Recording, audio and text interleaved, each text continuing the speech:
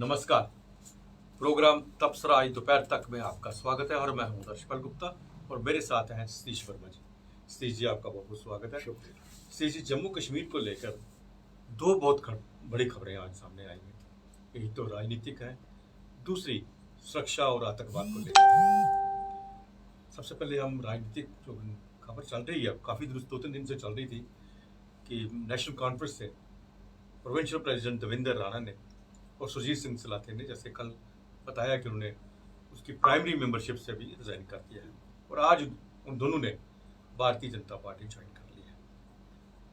और दूसरी खबर जो है वो आतंकवाद से जुड़ी हुई है कि आज रजौरी सेक्टर में डेरा की गली में एक जेएसयू समेत हमारे 5 जवान शहीद हो गए। बहुत दुखद समाचार है। पहले हम बात करते हैं राजनीतिक समाचार के ऊपर। तो आज उन्होंने दोनों ने दिल्ली में भारतीय जनता पार्टी ज्वाइन कर ली है। उनका कहना यह है कि हमें जम्मू के लिए काम करना है। जम्मू में जो भी डिक्लेरेशन होगा जम्मू से होगा और जम्मू का ही डिक्लेरेशन जम्मू कश्मीर में लागू होगा। बहुत सी अटकलें हैं इसके ऊपर। उनका भारतीय जनता पार्टी में आना और नेशनल कॉन्फ्रेंस को छोड़ना, क्योंकि नेशनल कॉन्फ्रेंस में इन दोनों का कद काफ़ी ऊंचा था। प्रोविंशियल प्रेसिडेंट पहले भी बहुत थे, अब भी रतनलाल गुप्ता को बनाया गया है। रतनलाल गुप्ता पहले भी प्रोविंशियल प्रेसिडेंट थे, लेकिन देवेंद्र राणा के कद का प्रोविंशियल प्रेसिडेंट इससे पहले बोलराज बाली ही रहे। उसके बाद इस बीच में कोई भी ऐसा प्रोविंशियल प्रेसिडेंट नहीं था जिसका कद ऊंचा हो, जिसका बैठना चीफ मिनिस्टर के साथ हो। वो देवेंद्र राणा ही थे और एक बहुत बड़ी चोट है उसके लिए सुरजीत सिंह सलाथिया, वो भी नेशनल कॉन्फ्रेंस के कैबिनेट के मंत्री रहे। अब आने वाले दिनों में जम्मू कश्मीर की राजनीति में क्या हलचल होगी? देखिए, एक शायर ने खूब कहा है कि यूं ही तो कोई बेवफा नहीं होता, कुछ तो मजबूरियां नहीं होंगी उनकी। हालांकि देवेंद्र राणा कह तो ये रहे हैं कि जम्मू के नैरेटिव को लेकर ये सब हो रहा है, लेकिन खबरें और भी हैं बहुत इनको लेकर। इनके अपने कारोबारी, मजबूरी, तमाम चीज़ें हैं। लेकिन ये जरूर है कि बीजेपी को इनके शामिल होने पर एक बल मिलेगा, ये बात निश्चित तौर पर है। और नेशनल कॉन्फ्रेंस को इसका भारी खामियाजा जम्मू प्रोविंस में उठाना पड़ सकता है। आप ये देखिए कि पिछले कई दिनों से लगातार अटकलें, कयास, तमाम चीज़ें चल रही थी कि देवेंद्र राणा और एस सलाथिया भाजपा में जा सकते हैं, एनसी छोड़ सकते हैं। लेकिन मुझे याद है 4 दिन पहले की बात है कि इन्हीं देवेंद्र राणा ने कहा था कि हम चाहते हैं कि जम्मू को लेकर एक बड़ा सा एक फ्रंट सा बने जिसमें जम्मू हितों की बात हो, जम्मू कश्मीर का भी जिक्र हो, लेकिन सब प्रायोरिटी जम्मू के हितों को लेकर हो। लेकिन कथनी और करनी में आज फर्क दिखाई दिया। ये आम आज जम्मू में ये लोगों की आवाज़ जिनसे सुबह से मेरी बातचीत हुई है। मेरा मानना ये है कि भाजपा को निश्चित तौर पर इसका लाभ होगा। और दूसरी बात यह है कि केवल देवेंद्र सिंह राणा और सलाथिया नहीं, कांग्रेस के एक बहुत बड़े कद्दावर नेता जम्मू प्रोविंस से, बहुत बड़े कद्दावर, अब लोग इशारे में समझ लें, वो भी, उनको भी शामिल कराए जाने की कोशिशें चल रही हैं।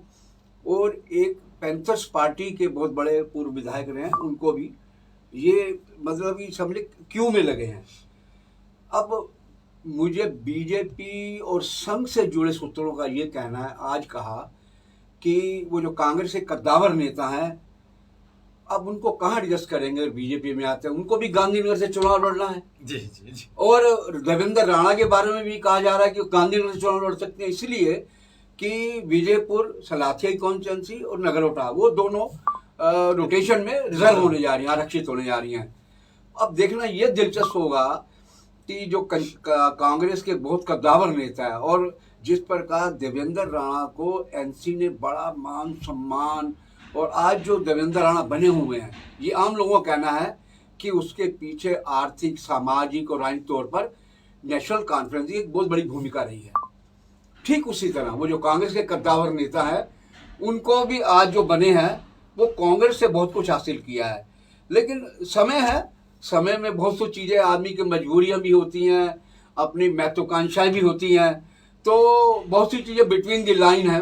मैं समझता हूँ कि अब जिस प्रकार कल एक चैनल, लोकल चैनल हमारे जेके में देख रहा था कि क्या भाजपा को जम्मू कश्मीर में एक नया मुख्यमंत्री का चेहरा मिल गया, इस प्रकार का भी एक चीज और भी है सतीश जी, जिस तरह से भाजपा ने जी इन सब नेताओं के लिए दरवाजे खोल दिए जी, जैसा आप कह रहे हैं, कांग्रेस का कद भर नेता आ रहा है, जी, पैंथर्स पार्टी का भी है, वो भी लाइन में लगे हुए हैं जी, इन सब के लिए दरवाजे खोल दिए हैं जी। इससे ये लगता है कि चुनाव जो है दस्तक दे रहे हैं कहीं ना कहीं से जी। और दूसरी बात है कि भारतीय जनता पार्टी को अपने उन उम्मीदवारों के ऊपर जो इससे पहले प्रतिनिधि थे हमारे, उनके ऊपर विश्वास नहीं है, क्योंकि जनता में उनके विरुद्ध बहुत ही रोष है। उनको पता है अगर यही चेहरे सामने लाएंगे तो भारतीय जनता पार्टी कामयाबी नहीं मिलेगी और हो सकता है ये नए चेहरे जो हैं जिनका प्रभाव आगे ही जम्मू में है, उन्हें लेने में कोई हिचकिना महसूस कर रहे हो। आपके सवाल में जवाब है सारा, क्योंकि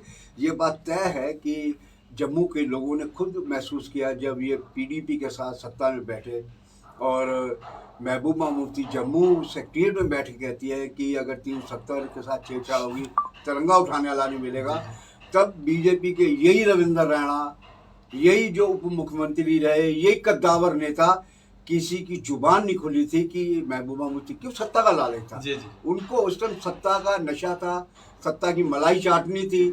और उस टाइम आज जो बोल रहे हैं, देखिए आप दोनों पक्षों को हम देखें तो मैं समझता हूँ वो दौर ऐसा था कि जो कि जम्मू के साथ बहुत बड़ी ठगी हुई, जम्मू के हितों की किसी ने रक्षा नहीं करी। हर आदमी का अगर कश्मीर सेंट्रिक यहाँ पर सरकार बनेगी, जाहिर है कि उनका कश्मीर, उनका ऑडियंस जो है, उनकी कॉन्स्टिट्यूंसी कश्मीर है। लेकिन जम्मू के नेता जो आज तक जम्मू हितों को लेकर नारे करते रहे, जम्मू बंद कराते रहे, सब कुछ कराते रहे, सत्ता में आने के बाद जम्मू हितों को उन्होंने तिलांजलि दे दी। और आपने जो बात कही वो 101 साबित होती है कि पार्टी आला कमान को ये लगा कि जिनके भरोसे हमने सत्ता में भागीदारी करी, एक ऐसी पार्टी के साथ जिसको चुनाव में देश के प्रधानमंत्री, देश के गृह मंत्री, देश भाजपा के तमाम नेता पानी पी पी के कोसते रहे, आखिर उन्हीं के साथ समझौता करना पड़ा। ऐसी रिस्क लेकर भी अगर उन नेताओं, मंत्रियों ने, विधायकों ने, एमएलसीज ने काम नहीं किया लोगों का, तो इससे साफ लगता है कि पार्टी आलाकमान नाराज है और ये नए फिर उसी कारण आ रहे हैं। जी जी। उनको लगता है कि इनके बूते हम जीत नहीं सकते। जमीन ग्राउंड जीरो पे आपको भी मालूम है, एक के बाद जो नई नई पॉलिसी ला रही है उसमें सबसे ज्यादा प्रभावित जम्मू हुआ है। जी जी। कश्मीर से ज्यादा अगर बजट आता है कश्मीर का, अभी भी वहाँ बजट ज्यादा आ रहा है, जम्मू का बनिस्बत कम आ रहा है। नई नई शर्तें लग रही हैं, क्या अब दरबार मुंह बंद हुआ, उससे जम्मू का नुकसान हुआ सबसे ज्यादा। कश्मीरी आते थे, एक तो मुलाकातें होती थी, दूसरा वो यहाँ पर शॉपिंग करते थे। यहाँ के जो जो लोग, गरीब लोग जिन्होंने मकान बना रखे किराए पे, उनका उससे दाल रोटी चलती थी। बड़ी चीजें हैं जो कि एकदम बीजेपी के खिलाफ जा रही है, वो भी इन्हीं लोगों की वजह से। तो आप सही कह रहे हैं कि दूसरे दलों से जो है पैराशूट के तहत नेता लाए जा रहे हैं और उन्हीं के जरिए शायद आने वाले समय में ये अपनी नैया जो है, राजनीतिक नैया पार करना चाहते हैं। जी, दूसरी जो बड़ी खबर है, बड़ी दुखदाई खबर है कि आज रजौरी सेक्टर में जो ढेरा की गली में सुरंगकट के बाद वहाँ इनकाउंटर में हमारा एक जेसी और 4 जवान शहीद हो गए। इससे यही लग रहा है कि अभी तक जो हम आतंकवाद के ऊपर जो कमक उनकी नकेल कसने जा रहे थे वो कस नहीं पा रहे उस तरह, वो दुखद समाचार है। हमारा एक जवान का शहीद होना, युद्ध में शहीद होते हैं, लेकिन इस तरह से मुठभेड़ में शहीद होना 4 जवानों का और एक जेसीओ का बहुत बड़ी बात है। और यह भी कहा जा रहा है कि उनके पास बहुत बड़े बड़े हथियार थे और वो जम्मू के अंदर, और मोस्टली ज़्यादा लग रहा है कि जम्मू के अंदर एक बहुत बड़ी वारदात करने के लिए इरादे से वो जम्मू में आए थे। और अभी तक इनकाउंटर जारी है, अभी तक तो पता नहीं चला कि कोई आतंकवादी मारा गया या नहीं, लेकिन एक बहुत बड़ी खतरे की घंटी बनी है जम्मू कश्मीर के लिए। बिल्कुल आप ठीक कह रहे हैं, केवल जुबान से नहीं, जो मन से राष्ट्रवादी सोच रखते हैं, मन से, बयानबाजी से नहीं, उन सब के लिए ये बड़ी झटका देने वाली दुखद खबर है कि हमारे 5 जांबाज जो हमारी रक्षा करते हैं सरहदों की, उनकी शहादत हुई है। और देखिए, मैं अमेरिका का उदाहरण जरूर दूंगा इस मौके पर। अमेरिका में अगर एक जवान उनका शहीद होता है तो वहाँ का आवाम इतना जागरूक है, सिस्टम इतना जागरूक है कि उस सरकार से जवाब तलब करता है कि हमारा एक जवान भी क्यों मारा गया। जी जी। यहाँ पर जवानों की शहादतें होती हैं सिस्टम वैसे ही चलता है, सरकारें वैसे ही चलती हैं। और आपने जिस ओर इशारा किया, देखिए जम्मू बड़े दिनों से उनके टारगेट पर है।